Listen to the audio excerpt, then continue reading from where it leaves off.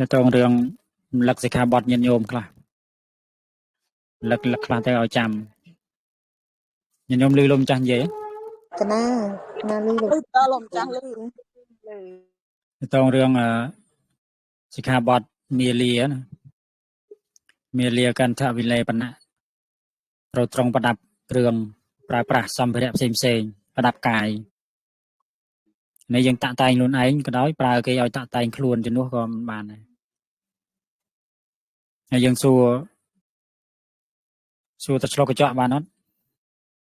ยันโยมได้สาวเปล่าสัดโลกเจาะบานนั้น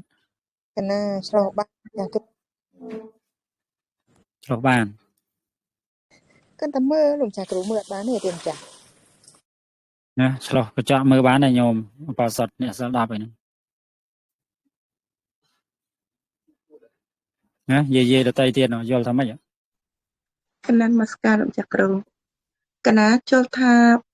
เมื่อบ้านตามจักรูก่อนตะเมื่อทัก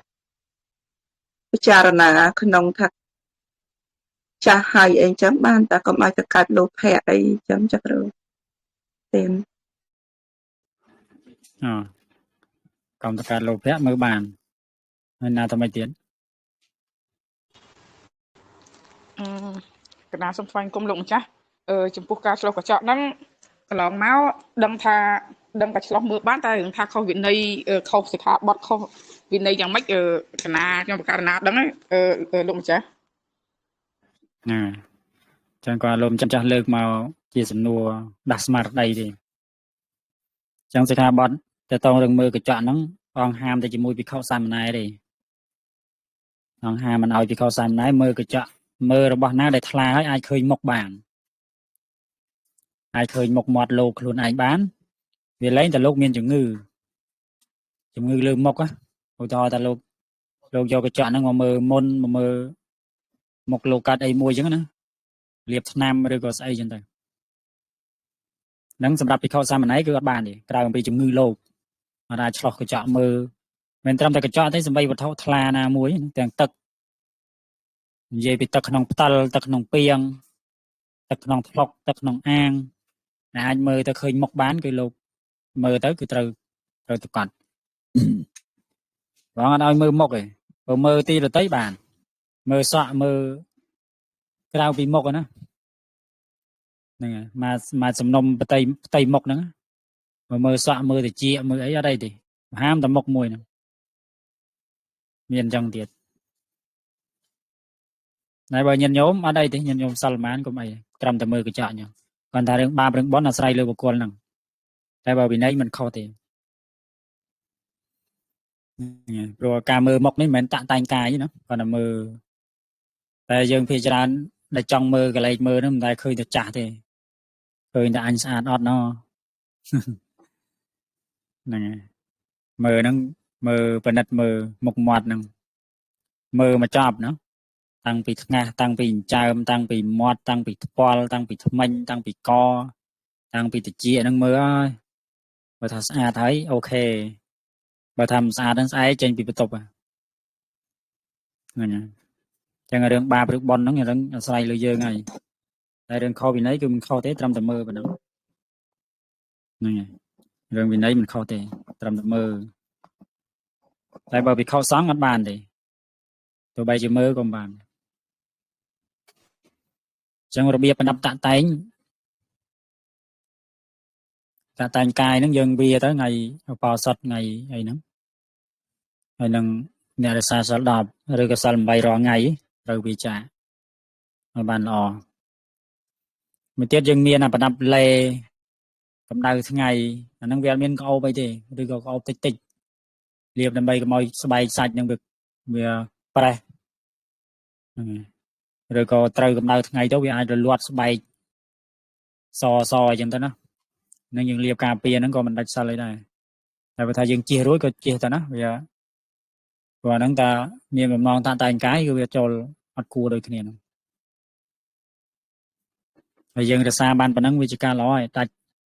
đặt đời hai nam mùi xây có dương sama tiền bên trời thì trong sân bay nữa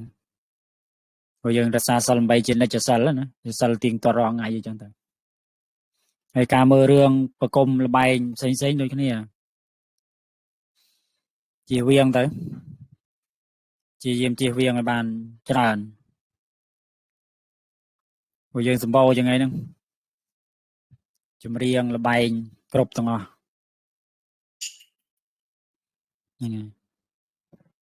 ហើយបើអ្នកធ្វើកិច្ចការងារក្នុងកន្លែងលេងបៀលេងអីហ្នឹងលេងលបែងណាមួយហ្នឹងដាច់សិលរហូតហ្នឹងដោយសារបោសុតមិនកើតទេ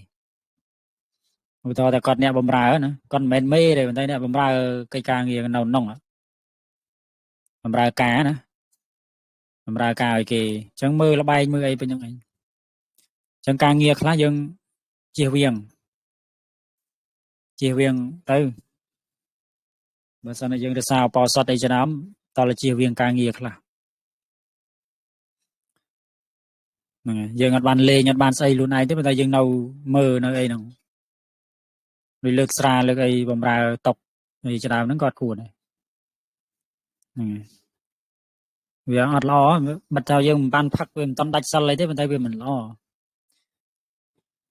បំរើស្រារត់អីហ្នឹងហើយបើយើងរត់តុកបាយរត់អីមិនអីទេហ្នឹងតែប្រយ័ត្នរឿងកំងសាច់នឹងផ្សេងទៀតកំងសាច់កំងពងមាន់ពងទាកំងរបស់មានជីវិតសាច់នេះសាច់នោះអញ្ចឹងហ្នឹងវាតកតងរឿងចោះវិញអ្នកលក់បាយបញ្ហារឿងសាច់ដល់ពេលអ្នកលក់ស្រាអ្នកលក់អីបញ្ហារឿងមច្ឆាជីវៈហ្នឹងយើងជៀសបើលក់ដូរធម្មតាមិនអីទេលក់ដូរលក់គ្រឿងអលង្ការលក់សម្លៀកបំពាក់លក់នំនេក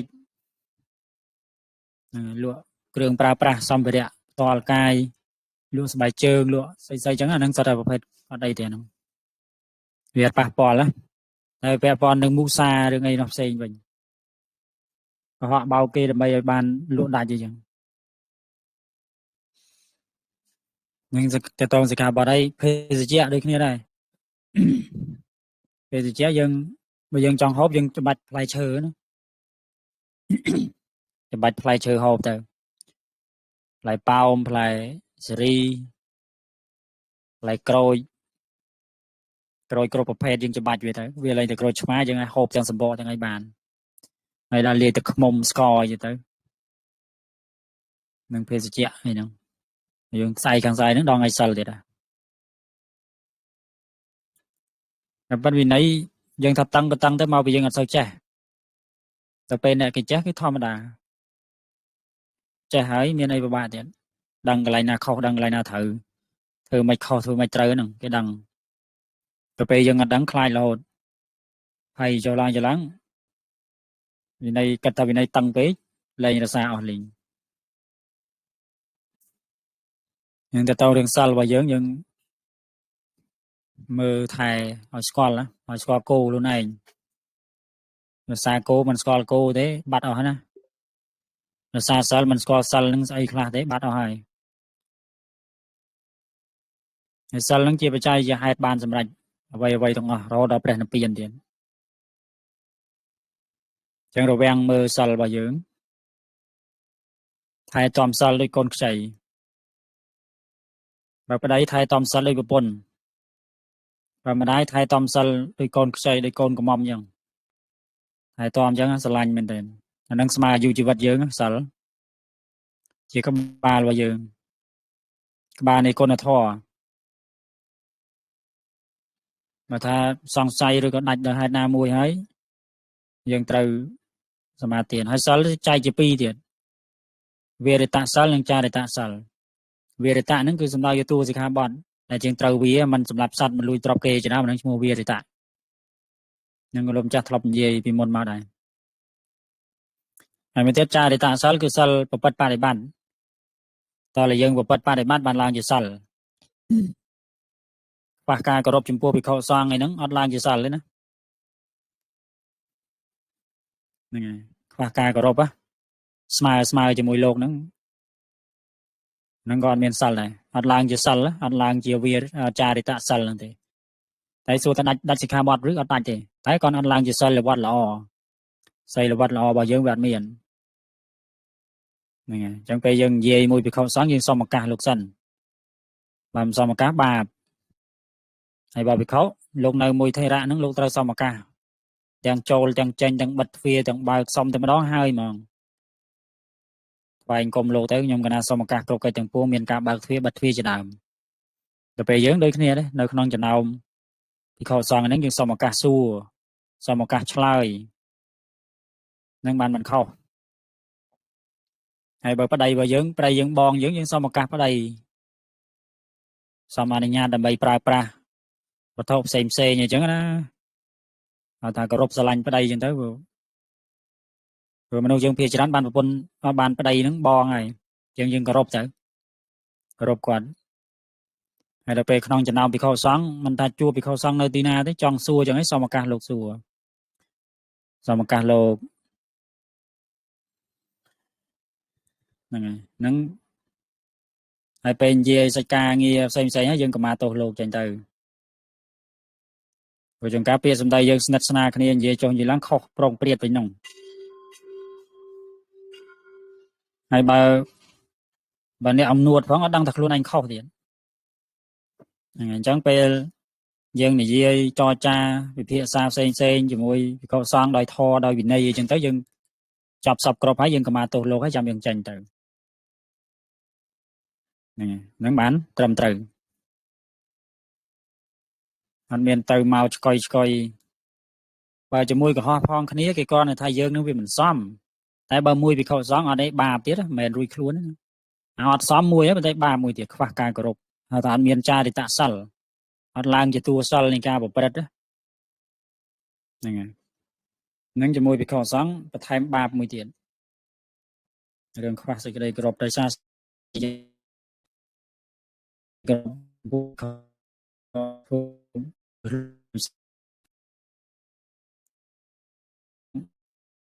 មានរឿងថៃខ្វះការក៏ជំ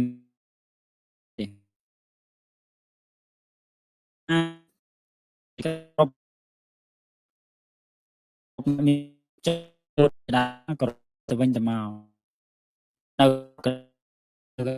ចាស់ក៏អត់បានត្រាហ្នឹងហើយអញ្ចឹងទាំងអ្នកនៅក្នុងវត្តទាំងអ្នកនៅក្រៅវត្តជាពុទ្ធបរិស័ទហ្នឹងរាប់អានគ្នាឲ្យបានច្រើនកុំបង្កើតសត្រូវយើងនៅកន្លែងណាឆ្លោះគ្នាកន្លែងហ្នឹងបង្កើតសត្រូវហើយកុំបច្ចេកបញ្ចប់នាំរឿងផ្សេងអញ្ចឹងអាហ្នឹងវាខ្វះអាកន្លែងចារិតសិលហ្នឹងជាពិសេសអ្នកដែលប្រកដីសិក្សាជាមួយភិក្ខុសង្ឃហ្នឹងអាហ្នឹងសុទ្ធតែត្រូវមានវត្តបប្រតិបត្តិល្អហើយនៅក្នុងក្រុមណាដែលមានភិក្ខុសង្ឃហ្នឹងយើងត្រូវសមឱកាសអីត្រឹមត្រូវបានយើងនាំគ្នាពោលនិយាយហើយក៏មកលេអាឡូអាឡាក្នុងក្រុមនាំឲ្យរំខានហ្នឹងហើយនៅក្នុងក្រុមមួយដែលមានភិក្ខុសង្ឃអីជាដើមគ្រប់គ្រងក្រុមអីជាដើមហ្នឹងគឺយើងត្រូវមានរបៀបរៀបរយជាមួយលោកមិនថាក្រុមណាទេណាមិនមែនតែជាមួយលោកម្ចាស់ទេប្រាប់ទៅដល់ក្រុមទូទៅញាតិញោមដែលរៀនក្នុងក្រុមដតីហ្នឹងជួនកាលក្រុមខ្លះលោកអត់បរៀនវិន័យទេអត់ប្រាប់ពីរបៀបវិន័យទេប្រាប់តែធម៌តែអញ្ចឹងយើងអត់សូវស្គាល់ពីរឿងសមកាសនិយាយជាមួយភិក្ខុសង្ឃផ្សេងនៅក្នុងក្រុមក៏ដោយក្នុងវត្តក៏ដោយហ្នឹងបើលោកម្ចាស់មិនលើកឡើងទេក្រុមខ្លះលោកបរៀនតែធម៌ទេអត់តែនិយាយវិន័យឲ្យស្ដាប់តែអញ្ចឹងយើងអត់ដឹងអញ្ចឹងមានទោសគ្រប់តែគ្នាហ្នឹងបាបហ្នឹងហើយប៉ះគ្រូលោកខ្លះស្លូតទៀតហ្នឹងញាតិញោមហ្នឹងស្មើបដ លេងសើចស្មើឬក៏ស្មើទៅស្មើមកអញ្ចឹងហើយលោកអត់សូវប្រកាន់ទេអធិស្ឋានអង្គខ្លះលោកអត់សូវប្រកាន់ច្រើនអញ្ចឹងញាតិញោមក៏ស្មើចុះស្មើឡើងបាបចុះបាបឡើងនៅអញស្រុបមកមានអីទៀតហ្នឹងអញ្ចឹងនៅក្នុងចំណោមភិក្ខុសង្ឃឬក៏ចំណោមព្រឹទ្ធាចារ្យណាជាកុហកដូចគ្នាក៏ដោយឲ្យតែចាស់ជាងយើងក៏យើងចាស់គោរពកោតក្រែង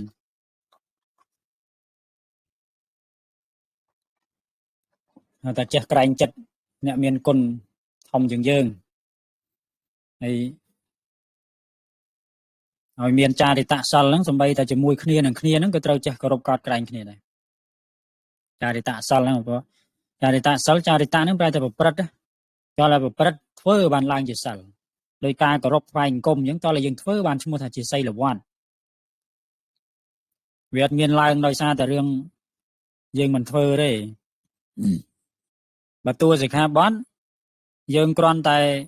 សមាទានទៅវាឡើងណាតែរឿងវត្តរឿងសីលវត្តនេះការប្រព្រឹត្តបដិបត្តិហ្នឹងតើយើងធ្វើបានវាឡើងជាទូសិលជាសេចក្តីល្អជាវត្តបដិបត្តិល្អហើយកូនក៏ដូចគ្នាដែរកូនក៏ត្រូវមានសីលវត្តចំពោះពុកម្ដាយចេះគោរពកោតក្រែងគាត់មួយថ្ងៃយ៉ាងហើយនោះក៏ថ្វាយអង្គមបាន2ដងដែរព្រឹកល្ងាចហើយមុនតាណាមកណាថ្វាយអង្គមឪពុកម្ដាយហើយលាគាត់ទៅមានចេះអន្តរាយទេបានសេចក្តីសុខហ្នឹងហើយអត់ងាយជួបអន្តរាយណាកូនណាដែលថ្វាយអង្គមលាឪពុកម្ដាយត្រឹមត្រូវណាដោយអំណាចនៃបុណ្យកតញ្ញូនឹងជួយឲ្យបញ្ជៀសនៅរោគបញ្ជៀសនៅសេចក្តីអន្តរាយកើតអំពីការធ្វើដំណើរយើងឧទាហរណ៍ថាបើយើងធ្វើដំណើរទៅត្រូវគ្រោះថ្នាក់ចរាចរណ៍រហូតដល់ស្លាប់ដល់ថ្នាក់ហ្នឹងដល់ស្លាប់ប៉ុន្តែបុណ្យនៃការថ្វាយបង្គំលាឪពុកម្ដាយជាដើមហ្នឹងធ្វើឲ្យត្រឹមតែរបួសតិចតួចប៉ុណ្ណោះឬក៏ជៀសផុតទៅតែម្ដងអញ្ចឹងវាអាចធ្វើឲ្យពេលវេលាហ្នឹងដើរលឿនជាងមុនឬក៏យឺតជាងមុនឧទាហរណ៍ថាយើងត្រូវធ្វើដំណើរទៅម៉ោង10ហើយគ្រោះថ្នាក់ចរាចរណ៍អញ្ចឹងអាបុណ្យនៃការថ្វាយអង្គមលាឪពុកម្ដាយជាដើមនមស្ការបរតនត្រ័យជាដើមហ្នឹងធ្វើឲ្យយើងទៅដល់ហ្នឹងម៉ោង9ទៅដល់មុនបាទវាខុសម៉ោងគ្នាបើទៅដល់ម៉ោង10គឺបញ្ហាឬក៏យើងមានហេតុណាមួយបញ្ជាឲ្យលើសដល់ម៉ោង11ឃើញវាបញ្ជាអញ្ចឹងវាខុសគ្នាអញ្ចឹងថ្វាយអង្គមពុកម្ដាយថ្វាយអង្គមភិក្ខុសង្ឃតាណាមណាហ្នឹងបើភិក្ខុសាមណេរលោកថ្វាយអង្គមគ្រូចាតិកាប្រធេរៈអីហើយបានលោកនិមន្តចេញក្រៅលោកមិនទៅស្ងាត់ទេណាគ្រប់អង្គហើយមានទំនៀមប្រធេរៈពីមុនមកតាណាមណាលោកលាគ្នាហើយមានជាសិក្ខាបទជាសិលទៀតភិក្ខុសង្ឃលោកមានសិក្ខាបទរបស់លោកតាណាមណាលោកប្រាប់គ្នាធ្វើអញ្ចឹងបានលោកចម្រើនហ្នឹងអញ្ចឹងបានភិក្ខុសង្ឃលោកងាយគ្រោះថ្នាក់ចរាចរណ៍ទេមិនមែនលោកយើងអួតលោកទេប៉ុន្តែគាត់ថាលោកមានគុណសមគួរដែលមិនធ្វើឲ្យអន្តរាយហ្នឹងអញ្ចឹងយើងលាគ្នាបានត្រឹមត្រូវហើយចេះគោរពកោតក្រែងហើយតែយើងរស់នៅកន្លែងណាមនុស្សជួនកាលអធិស្ឋានកាចជាស្រ័យកាចចូលចិត្តលោឡាលេឡូអីក៏ដូចគ្នាដែរប៉ុន្តែចេះដឹងច្រើនអញ្ចឹងក៏មានដែរយល់ហេតុការចេះដឹងច្រើនអញ្ចឹងណាចេះបត់បែនតាមកាលៈទេសៈហើយថាមិនមែនកាចខុសរឿងបែបអ្នកឆ្លាតបែបអ្នកចេះទេប៉ុន្តែឃើញខុសឃើញអីចឹងចេះថាចេះស្ដីប្រាប់អីចឹងដើម្បីជាប្រយោជន៍តែស្គាល់ហេតុឆ្លាតចេះដឹងហើយអ្នកខ្លះទៀតមិនសូវនិយាយទេប៉ុន្តែចូលចិត្តឆ្លោះគ្នាតែស្លូតមែនប៉ុន្តែកេះឆ្នាំងឆ្លោះ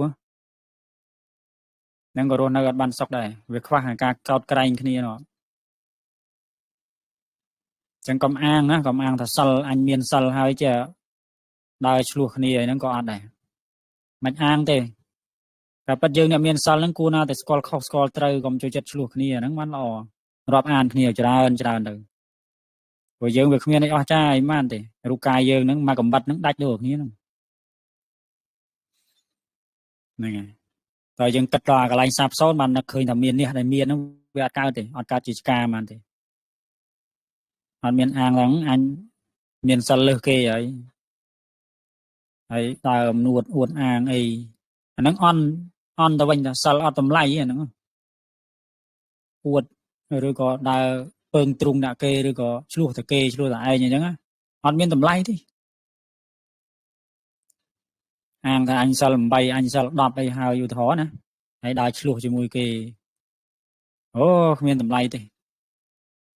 វត្តអារាមជាដើមដែលដូនជីតាជីអីជាដើមនៅវត្តឆ្លោះគ្នាគឺអត់ឲ្យនៅហ្មងវាអត់មានតម្លៃទេហើយអ្នកមានសិលយើងអ្នកមានសិលហ្នឹងក៏ពិតយើងអ្នកមានសិលក្នុងពុទ្ធសាសនានេះមនុស្សទូទៅសត្វមិត្តរបស់យើងទេបើតាមមែនតើអត់មានសត្រូវទេ ព្រោះយើងសមាទិដ្ឋិយើងយល់ត្រូវដល់ពេលយើងប្រព្រឹត្តបដិបត្តិមែនទែនដូចចង់យ៉ាប់ជាងអាពួកមិច្ឆាទិដ្ឋិអាពួកមិច្ឆាទិដ្ឋិគេរាប់អានគ្នាស្រឡាញ់គ្នាចឹងអីហ្នឹងហើយយល់ខុសហ្នឹងហើយដល់ពេលយើងអ្នកត្រូវហ្នឹងវាទៅជាឆ្លោះទៅគ្នាហ្នឹងមកពីអត់សិលអត់មានវត្តបដិបត្តិចេះតែធរចេះតែអីហ្នឹងដើរអួតគ្នាអញ្ចឹងយើងរៀនវិន័យរៀនអីខ្លះទៅឲ្យទូលមានកាយយើងផងកាយនឹងវាចាណាកុំចេះចេះច្រូតដាច់សិលដាច់អីទៅពីទៅពីហើយនិយាយពាក្យចាក់ដោតនិយាយពាក្យឥតប្រយោជន៍រយរាយពីនេះពីនោះអាហ្នឹងសោះបាបទៅមានតែរួយខ្លួនអីមកពីមិនរៀនវិន័យបានតែបលពោចហ្នឹងមិនអាងតែចិត្តល្អហើយចេះនិយាយណាអត់មែនទេអញ្ចឹងវាខំក្រងវិន័យហ្នឹងគឺខំក្រងកាយនិងវាចាហើយដែលយើងរៀនសិក្ខាបទកន្លងមកហ្នឹងគឺអប់រំកាយនិងវាចាកុំឲ្យចេះប្រើគេឲ្យលួចកុំឲ្យលួចខ្លួនឯងស្អីហ្នឹងប្រាប់លោកប្រាប់ពីវិធីកុំឲ្យប៉ះពាល់របស់គេមិនតាំងពីអារបស់នៅលើទឹករបស់នៅលើគោកលើទូកលើស្អីលើធ្នើតាំងពីលើអាកាសលើស្អីក៏ប៉ះទាំងអស់ហ្នឹងវាលោកម្ចាស់គាត់សរុបនៅក្នុងព្រះពុទ្ធវចនៈហើយបងសម្ដែងក្នុងវិន័យអតនីទានហ្នឹងរឿងអតនីទានឲ្យវាស្អាតអញ្ចឹង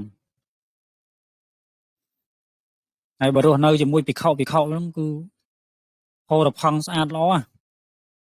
លោកអត់ងាយទៅប៉ះបោះញោមណាទេបើមួយសាមណេរទុយអាហ្នឹងលោកអាចប៉ះតែបើភិក្ខុអត់ទេគាត់តែចង់លូកដៃទៅក៏លោកខ្មាស់រឿងសិលខ្លាចប៉ះពាល់សិលខ្លាចត្រូវបរាជ័កត្រូវអីអញ្ចឹងលោកស្អាតលោកល្អណារឿងទៅតងរឿងអតនីទានរឿងស្អីហ្នឹងគឺអត់មានតែប៉ះបោះញោមណាទេសម្រាប់ភិក្ខុសង្ឃធម៌វិន័យហ្នឹងអាចជាទំនុកចិត្តដ៏ធំសម្រាប់ពុទ្ធបរិស័ទយើងហ្នឹងហើយសម្រាប់ភិក្ខុសង្ឃដូចគ្នាទៀតហ្នឹងហើយចឹងយើងត្រូវមានចារិតសិលចារិតវត្តបោសសម្អាតក៏ជាវត្តរបស់យើងដែរណាបោសសម្អាតទីធ្លាវត្តអារាមឬសម្រាមឬស្អីថែទាំបោសនេះបោសនោះជូតនេះជូតនោះរៀបចំហ្នឹងក៏ជាចារិតសិលដែរជាវត្តដែលយើងក៏បីធ្វើវត្តបដិបត្តិធ្វើឲ្យឡើងជាវត្តអញ្ចឹងបានវាឡើងហើយបើយើងមានព្រះពុទ្ធរូបមានអីនៅផ្ទះយើងមើលថែព្រះអង្គជូតបីបាច់ថែរក្សាព្រះអង្គកន្លែងព្រះអង្គរៀបឲ្យស្អាតបំផុតកន្លែងព្រះពុទ្ធពធសង្ឃកុំឲ្យដាក់តមាត់មកដោយកន្លែងបូជាអ្នកតាអញ្ចឹងនោះអញ្ចឹងបើផ្ទះញាតិញោមណាមានព្រះពុទ្ធរូបឯជាដើមហ្នឹងរៀបចំព្រះអង្គឲ្យស្អាតហ្នឹងគឺស្អាតតាមលទ្ធភាពកុំឲ្យដូចអាកន្លែងបើកន្លែងធ្វើតាកប៉ោងតាអីហ្នឹងពោះកប៉ោងប៉ោងហ្នឹងក៏ស្អាតតែស្អាតម្លេះដល់ពេលកន្លែងព្រះពុទ្ធដាក់ទៅដូចស្អីអញ្ចឹងគ្មានបានប៉ុនទេហើយផ្ទះហ្នឹងគ្មានសេរីទេផ្ទះហ្នឹងគ្មានសេរីអីហ្មងទេចុះបើអ្នកមានគុណលេងទៅដាក់ឡើងផ្ទះខ្លះលេងព្រះពុទ្ធរូបនឹងស្ដុកពើងមើលទៅដូចសម្បុកកដោហើយអុជធូបអីដាក់ចេកដាក់អីមើលទៅដូចស្អីអញ្ចឹងដូចសែនអញ្ចឹងមើលទៅដូចសែនខ្មោចអញ្ចឹងបូជាបងដូចសែនខ្មោចហើយដល់ពេលអ្នកតាកប៉ោងគេនោះនិយាយទៅថាខំឃើញវាមានជីវិតបដិបត្តិអីហ្នឹងហើយតរោអ្នកមានតរោរីកចម្រើនអីបើយើងដើរខុសក្បួនហ្នឹងខុសក្បួនតាំងពីអារឿងរៀបចំហ្នឹងទៅហើយចឹងបានលោកម្ចាស់ទៅដល់ផ្ទះណាលោកម្ចាស់ចូលចិត្តនិយាយរឿងខ្លះហ្នឹងទៅទេសនានៅកន្លែងណាក៏ដោយទៅផ្ទះញោមណាដែលឃើញអាសភាពទាំងអស់ហ្នឹងគឺប្រាប់ហើយតែមានឱកាសប្រាប់គឺប្រាប់ហើយចឹងវារកកន្លែងរីកចម្រើនមិនឃើញទេវត្តបដិបត្តិយើងធ្វើអត់ត្រូវក្បួនហ្នឹងចូលទៅផ្ទះហ្នឹងគឺនាំទុកមកឲ្យប្រហើយដោយសារយើងរៀបចំវាខុសក្បួនហ្នឹងចឹងលទ្ធភាពណាដែលយើងធ្វើបានកន្លែងព្រះសម្មាសម្ពុទ្ធហ្នឹងធ្វើឲ្យស្អាតហើយឲ្យស្រឡះសលុំហើយមានអីបូជាមានទឹកមានអីការមកតងពីតងរាល់ថ្ងៃទៅថ្វាយអង្គមបងឲ្យបានប្រកក្តីចូលថ្វាយអង្គមចេញថ្វាយអង្គមយ៉ាងហើយហ្នឹងក៏មួយថ្ងៃ3ដងដែរមុននឹងយើងសម្រាកយើងគេងយើងថ្វាយអង្គមព្រះអង្គហើយចាំគេងញាក់ឡើងដូចគ្នាញាក់ឡើងយើងលុបមុខលុបអីហើយមុននឹងចេញទៅធ្វើការថ្វាយអង្គមព្រះអង្គ3ដងហើយប្រត់ទៅចេញទៅ งั้นបាននាំសេរីចូលក៏នាំចេញក៏នាំដល់ពេលយើងហ្នឹងនៅផ្ទះតំបន់ខ្លះហ្នឹងប្រពុតហ្នឹងមានព្រះអង្គមួយហ្នឹងសុទ្ធតែដីហើយនិយាយពីថាធូកទៀនហ្នឹងកន្លែងហ្នឹងបលេះបលោះប្រឡាក់ហើយបើថាកន្លែងតាកប៉ោងវិញហ៎អូគេរៀបចំឡើងស្អាតមានផ្ទះមានអីគេស្អាតណាមានផ្លែឈើមានអីច្រើនជាងបូជាព្រះអង្គទៀតឃើញយើងវាខុសក្បួនហ្នឹងអញ្ចឹងវាដែរមានសេចក្តីសុខអីហ្មងណាហើយត្រូវអាប្តីប្រពន្ធពីរនាក់ហ្នឹងសុទ្ធតែមច្ឆាទិដ្ឋិដូចគ្នាយល់ឃើញថាតើលបូជាតាកប៉ោងទើបយើងបានសុខទៅអាផ្នែកហ្នឹងទាំងពីរនាក់ហ្នឹងអញ្ចឹងឆ្លោះទៅគ្នាហ្នឹងឆ្លោះគ្នាម្ដងទៅរកតាកប៉ោងហ្នឹងឲ្យគាត់ជួយមិនបានបើមច្ឆាទិដ្ឋិហ្នឹងយល់ខុសហើយដល់ពេលប្រពុទ្ធរូបមើលទៅឡើងសតដីហ្នឹងវាខ្វះរឿងសិលខ្វះរឿងវត្តបបត្តិបដិបត្តិហ្នឹងសម្រាប់ផ្ទះយើងណាដែលមានណាហើយរូបថតអីជាដើមហ្នឹងមនុស្សសាមញ្ញកុំយកតាមួយព្រះអង្គមកដាក់ឲ្យទៀបបំផុតមនុស្សសាមញ្ញហ្នឹងមនុស្សណាក៏ដោយហើយទៅសំបីឪពុកម្ដាយយើងក៏ដោយបើយកទៅដាក់កុំឲ្យដាក់ស្មើនឹងព្រះអង្គដាក់ក្រោមឧទាហរណ៍មាន2ជាន់អញ្ចឹងទៅ3ជាន់អញ្ចឹងទៅព្រះអង្គនៅលើទៅហើយរូបថតយើងហ្នឹងដាក់ក្រោមមកឪពុកម្ដាយយើងជាដើមរៀបឲ្យត្រូវក្បួនណាបាននាំសេរីហើយសមជាមួយនឹងគុណណាអញ្ចឹងយើងគិតទៅតាមលំដាប់ណាធំជាងគេយើងដាក់លើអញ្ចឹងនៅក្នុងโลกនេះមានតែពុទ្ធពធប្រសង្ឃឯណាដែលធំជាងគេអញ្ចឹងនៅលើគេហើយហ្នឹងហើយនឹងរៀបចំឲ្យវាសមជាពុទ្ធបរិស័ទ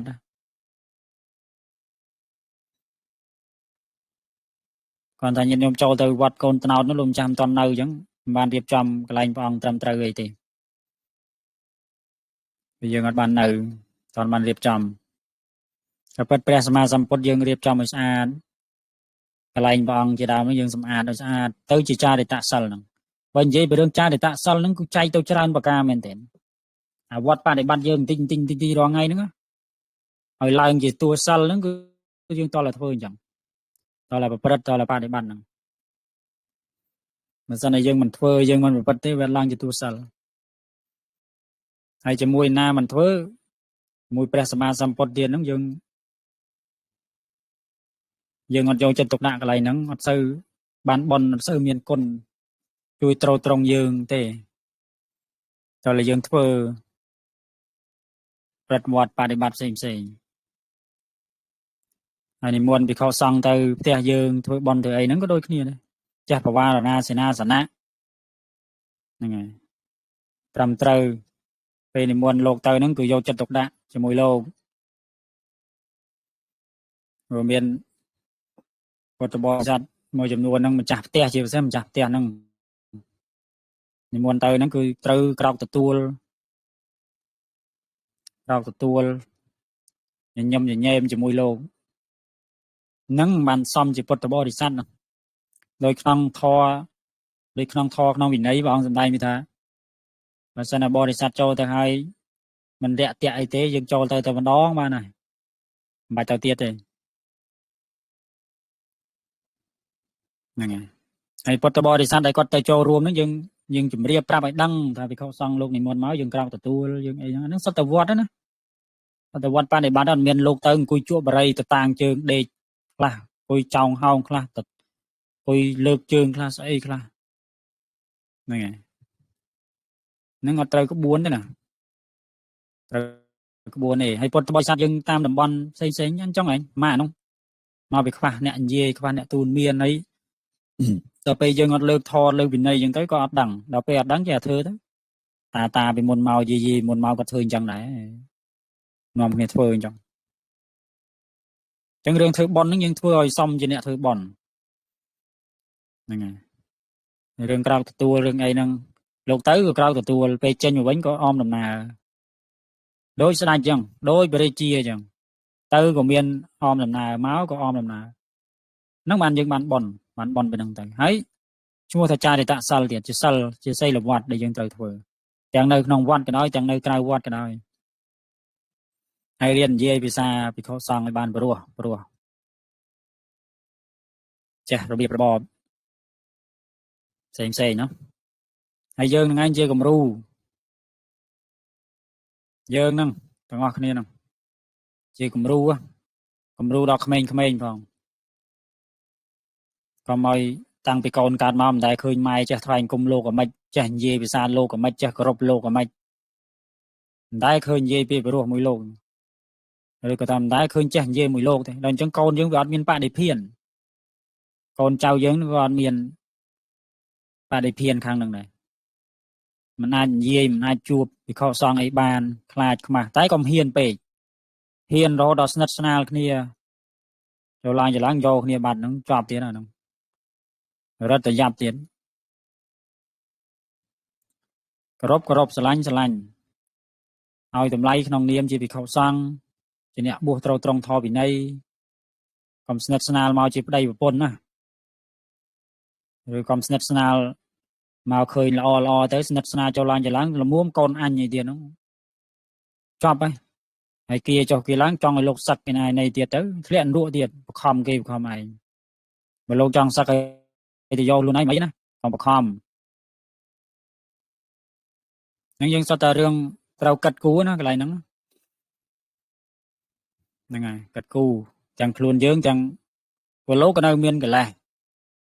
ហើយដល់ពេលយើងជាស្ត្រីជាអីហ្នឹងក៏នៅមានកលេសហើយតែបច្ចេកអាការៈមិនស្រួលហ្នឹង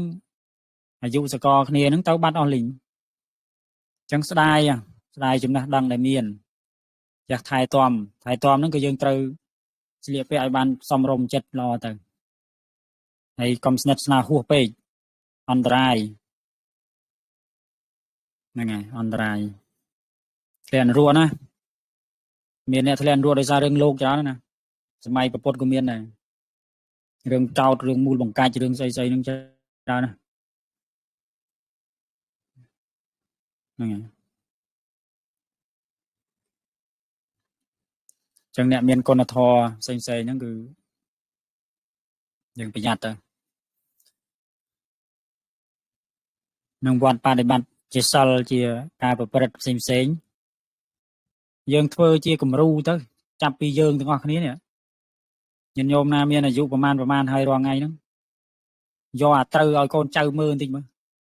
បើម៉ែឪយើងហ្នឹងមិនបាច់និយាយទេម៉ែឪយើងហ្នឹងហើយម៉ែឪយើងជាតាយើងហ្នឹងមិនបាច់និយាយទេក្នុងពូជពងតកូលខ្លះហ្នឹងរកអ្នកត្រូវគ្មានតែក្នុងចំណោមយើងនេះប្រកាសតែមានអ្នកត្រូវហើយគាត់ណាលោកចាស់និយាយអ្នកថាពូជពងយ៉ាប់រកសិលមកគ្រាប់គ្មានណាចឹងវាអត់គំរូទេហើយបើថាក្នុងតកូលណាដែលមានឪពុកម្ដាយមានសិលមានអីស្រឡាញ់រាប់អានបណ្ឌិតសប្បុរសហើយយើងជាកូនល្អហ្មងចំនួនយើងនឹងក៏ដោយហើយយើងនឹងក៏ជាចំនួនល្អសម្រាប់កូនទៅមុខទៀតដែរខ្ញុំចាំសង្កេតមើលទៅគ្រួសារណាដែលឪពុកម្ដាយដូនតាពីមុនមកអ្នកមានសិលល្អចេះគោរពកោតក្រែងល្អហ្នឹងយើងឥឡូវហ្នឹងក៏អញ្ចឹងដែរកូនយើងហ្នឹងយើងក៏ដោយកូនយើងក៏ដោយ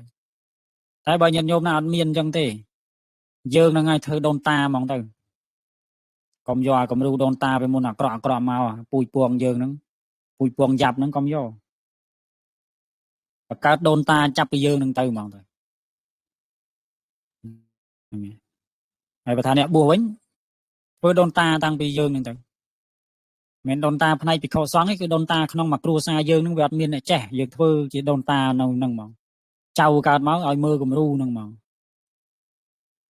អញ្ចឹងយើងឲ្យត្រូវធ្វើឲ្យត្រូវហើយតាំងពីយើងហ្នឹងទៅ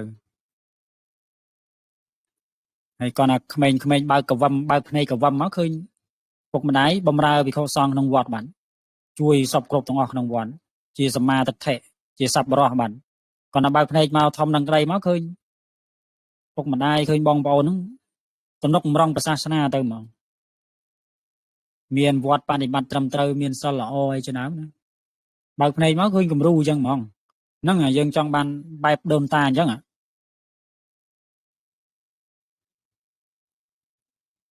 ហើយលោកម្ចាស់មិនលើកណាទេលើកមកពូជលោកម្ចាស់ហ្នឹងមានតែក្នុងសម័យលោកម្ចាស់ហើយនឹងញោមប្រុសញោមស្រីទេណាដែលទាញមកបានមានសិលប៉ុណ្ណឹងពីលើមកសូនលុបចោលមិនបាច់និយាយធ្លាក់រួចទាំងអស់គ្នាហ្នឹងពូជតាំងពីដូនតាតាំងពីណាពីណីមកណា អត់ស្មើជាមួយយើងឥឡូវនេះទេអញ្ចឹងបានថារឿងដូនតាពីមុនមកខ្ជិលយកចិត្តទុកដាក់ពូយើងនឹងសយ៉ាប់ទាំងអស់តណាក៏ទៅលើហ្នឹងសំខាន់យើងត្រឹមយើងនឹងទៅធ្វើដូនតាអ្នកក្រោមនៅបណ្ដោយធ្វើដូនតាឲ្យល្អបើកភ្នែកមកចៅបើកភ្នែកមកមើលតានេះយើងធ្វើគំរូយើងទៅហ្នឹងហើយអញ្ចឹងយើងរៀនវិន័យផងរៀនពេលរៀនវិន័យឲ្យដឹងក្បួនក្បាច់សម្បីក្នុងក្រុមក្នុងអីក៏ដោយតែក្នុងក្រុមរឿងអញញ៉ៃអីជាដើមហ្នឹងមកអំពីរឿងអត់វិន័យហ្នឹងចេះតែធរចេះអីតិចតួចចឹងទៅក៏នៅក្នុងក្រុមហ្នឹងខ្វះបទពិសោធន៍ខ្វះក្បួនជាមួយវិខសង្ឃអីជាដើមអាហ្នឹងក៏មានទោសណាលោកម្ចាស់មិនបានចូលរៀនក្រុមគេទេប៉ុន្តែក៏ចេះប្រាប់ញាតិញោមអ្នកដែលរៀនជាមួយហ្នឹងទៅតែលោកញាតិញោមមានក្រុមច្រើនអញ្ចឹងរៀនក្រុមដតីមានវិខសង្ឃមានចាស់ប្រធាចារនៅជាមួយអញ្ចឹងទៅយើងចេះក្បាច់ក្បោធម៌វិន័យហ្នឹងឲ្យបានល្អបន្តិចកុំឲ្យមានទោសព្រោះយើងរៀនចង់បានបនហ្នឹងហើយចេះផងបានបនផងដល់ពេលយើងវាខុសក្បួនទៅវាមិនបានបនហើយមិនសូវដឹងទេណាកន្លែងហ្នឹងរឿងគោរពកោតក្រែងរឿងសមឱកាសនិយាយសួរអីជាដើមហ្នឹងហើយមានពេលខ្លះមកជួបដោយនៅតាមតំបន់ស្រុកស្រែខ្លះដែលគាត់មិនបានរៀនសូត្រទេណាពេលជួបវិខសង្ឃទៅបែរខ្នងដាក់ហ្នឹងបែរខ្នងដាក់លោកហើយនិយាយហ្នឹងបែរមុខទៅផ្សេងទៅអាដៃជើងនោះល្វីមទៅអាខ្លួនហ្នឹងបែរទៅផ្សេងទៅឃើញវាអត់គំរូហ៎ហើយដល់ពេលក្មេងៗមកពីក្រោយឃើញទៅគឺសតតែបែបហ្នឹងទាំងអស់ទៅតាមតំបន់ស្រុកស្រែខ្លះហ្នឹងតំបន់ខ្លះហ្នឹងនៅខាងលោកម្ចាស់តែម្ដងហើយតគ្នាមកនិយាយមួយលោកហ្នឹងសតតែបែរខ្នងដាក់ទាំងអស់អូយឃើញគំរូហ៎អត់ល្អដោយសារទៅមានអ្នកនិយាយអត់មានវិខសង្ឃធម៌វិន័យទៅសម្ដែងធម៌ឲ្យស្ដាប់អញ្ចឹងណាអាហ្នឹងក៏វាទោសក៏មិនកើតដែរតែយើងឲ្យដឹងកន្លែងហ្នឹងទៅនិយាយគឺយើងបែរមុខមករកលោកឈរចំហៀងឬក៏អង្គុយចំហៀងចម្ងាយមិនឆ្ងាយពេកមិនជិតពេកគឺ1ម៉ែត្រ2ម៉ែត្រណានិយាយចិត្តលោក2ម៉ែត្រឬក៏3ម៉ែត្រចឹងបើគ្នាតិចយើងអង្គុយប៉ុណ្ណឹងទៅបើគ្នាច្រើនក៏តាមសមគួរទីចង្អៀតទីអីចឹងហើយហ្នឹងហើយនឹងតែតងរឿងអង្គុយតែតងរឿងឈរហ្នឹងឈរក៏មកនាំគ្នាមកក្បែរលោកឈរហ្នឹងក៏2ម៉ែត្រដែរទៅបើប្រុសមិនសូវអីណាក៏មកតែស្រីចាស់ហើយក៏ដោយណាក៏មកគៀកពេកទៅដល់ទីណាក៏ដោយក៏មកគៀកលោកពេក2ម៉ែត្រឈរហ្នឹងហើយនិយាយ2ម៉ែត្រហ្នឹងมันខ្សាប់ពេកហើយក៏មិនស្រែកពេកកាលណាបើគៀកពេកខ្សាប់គេមើលពីចម្ងាយមកគេច្រឡំហើយចំនិយាយបែកនោះធ្វើអីចុះយាយនឹងធ្វើអីនឹងខ្សាប់មួយលោកធ្វើអីនឹងគេសង្ស័យចឹងបកលកូនក៏មកមួយលោកហ្នឹងខ្សាប់សម្បំលេខ្លាចគេដឹងសម្បំលេអញ្ចឹងពាក្យដំណេះតេះដៀលហើយរសាតម្លៃផងនឹងសរបៀបណាតែលោកយើងថាខ្ញុំកណាចាស់ខ្ញុំកណាមិនដឹងតែធ្វើបន់អ្ហ្មិចទេលោកចាស់ចូលវត្តហ្នឹងទៅអង្គុយលើកំរាលលោកឧទាហរណ៍អញ្ចឹងលោកក្រាលពឹបទៅអង្គុយលើហ្នឹងនិយាយហ្នឹងច្បាច់ជើងលោកផងអាហ្នឹងគ្មានទៅស្អីទេអត់ទេយើងកុំធ្វើអញ្ចឹងអង្គុយចង្ងាយ2ម៉ែត្រទៅហើយសូមផ្ដាំញាតិញោមចូលវត្តហ្នឹងមានកម្រាលអង្គុយផងកុំអង្គុយលើសេនាសនៈសង្ឃត្រូវទោសបាបលោកជាតិក្រោយកាត់ស្រែងពេញទៅខ្លួនហ្នឹងហើយមុខយើងកាត់សុទ្ធតែមុនកាត់អីហ្នឹងដោយសារមិនសូវយល់ដឹងរឿងសេនាសនៈសង្ឃមានកម្រាលមួយរៀងខ្លួនទៅចូលវត្តអារាមហ្នឹងពេលអង្គុយលើកទេលអង្គុយលើសាឡាអង្គុយលើការ៉ូលើអីហ្នឹងក្រាលកម្រាលសិលចាំអង្គុយកុំឲ្យកាត់ស្រែងពេកខំលៀបម្សៅចងប់នៅតែកាត់ស្រែងកាត់មុនកាត់ស្អីមកញ៉ៃពេញហ្នឹងស្បែកនឹងមើលទៅឡើងក៏ក្រើមនោះមកពីប្រឡាក់សេនាសនៈសង្ឃហ្នឹងអញ្ចឹងយើងមានកម្រាលមួយមកល្មមអង្គុយខ្លួនឯងហ្នឹងទៅតឹង1ម៉ែត្រកន្លះបដ ாய் 1ម៉ែត្រកន្លះអីទៅ